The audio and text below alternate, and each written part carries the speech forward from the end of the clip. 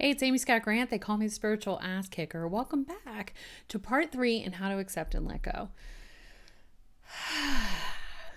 Right? And that's what we're talking about today is specific ways that you can accept something that's difficult to accept, right? In part 1, we talked about whatever you resist persists. And in part 2, we talked about reasons why we're reluctant to accept.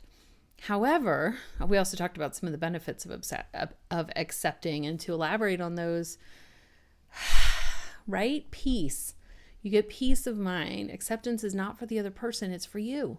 You get peace of mind. When you can let go, you can move on. You have like tremendous freedom and you have the capacity to change your future. It's amazing what happens by just acknowledging what's true right now. I'll tell you one right now. I am freaking sweating today. It is uncharacteristically humid right now in Colorado, which, I grew up in New Orleans. You think I'd be used to it? Nah, never get used to that. And I'm just like, that's why I have like my hair off my neck, because I'm just like, today. Okay. So now that I've acknowledged that, I don't have to worry about it and like fret over like how big my hair is today. It just is what it is. Because it's humid today and I didn't spend like an hour on my hair. So this is what it looks like. And I'm okay with that. Now I can move on and let go, right? And that doesn't have to be in the back. I don't have to keep, like primping during this video when I can see the little, the what's recording right now. I can focus on you, which is the whole reason I'm here, right? Is to talk to you about letting go. So it's amazing how just acknowledging something can kind of unlock that and set you free. Much like forgiveness. So let's talk about specific ways to accept that which is difficult to accept. Forgiveness work. There are so many books and programs and courses and audio programs. I mean, you could get an entire huge education on forgiveness work. But the bottom line is it works. It'll make you feel hella better once you do it. And it's really super simple. Like, you don't need to overcomplicate this. You just choose to forgive. If you have trouble forgiving, you can put your hand on your throat. Remember, we talked about that a little. I think this was either Barbara Dewey or Catherine Ponder that came up with this. The throat is a center for transformation, communication, manifestation. You could simply lightly put your hand on your throat and say, I am willing. So if you're having a hard time forgiving someone, you could say, I am willing to forgive this person. I am willing to let this go. I am willing to let this go. I am willing to let this go.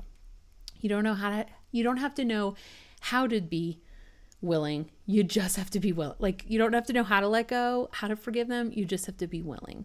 So you can activate that willingness by touching your throat. Or if you feel like really pissed and it's still hard to let go, you say, I am willing to be willing to let this go, right? It starts to unlock things for you. Self-forgiveness, man, that's a big one. So hard for so many people, especially women. I don't know why we think we have to be perfect. I mean, I know like magazines don't help and all these airbrushed models and blah, blah, blah, blah, blah, but it seems more like there's something, those magazines are just kind of playing into this inherent feeling that we have to be like Wonder Woman or Superwoman or something. And like, have, a totally organized house and an organized life and send thank you notes and remember birthdays and crank away at our business and be top salespeople and work harder to outshine men. And like really, we have these unrealistic ideals and standards that we hold for ourselves. And when we make a mistake, like a whopper, it can be really devastating. It can be really hard to be able to forgive ourselves for making that mistake. In fact, we're way more understanding of other people's flaws and mistakes than we are of our own, which is just ridiculous. Honestly, if you think about it, it makes no sense whatsoever. Because the one relationship that's going to be here and present your entire life is the one you have with you. That's literally the only relationship you can count on from birth till death. So why do we treat ourselves like crap? Well, we'll get into more about that later. Right now, we're focusing on the power of self-forgiveness, right? So that is a huge one. And again, if you're having trouble with that, you can use that I am willing technique. You can ask your angels and your guides to help. I don't think we've done a video series yet on spiritual teams. I actually have an ebook coming out on that soon, but you can set a spiritual team on it if you know what that is. If not, hang tight. Preview of what is to come. But you can ask your angels and your spirit guides, and maybe you connect with your great Aunt Teresa or your great grandma Josephine or whatever. But whoever it is that helps you, maybe you just like to talk to God or Jesus or whomever. Connect with those entities that are so visibly powerful, right? You're as powerful as they are, but we don't always recognize that, especially when we're struggling with something. So sometimes it's easier to kind of ask for that outside help. They are hanging out, waiting to help you. So you can ask them for assistance with forgiveness, acceptance, and letting go.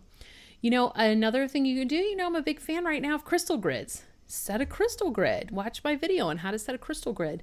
You can set a crystal grid around acceptance and forgiveness. Of course you can. You could set a crystal grid around anything.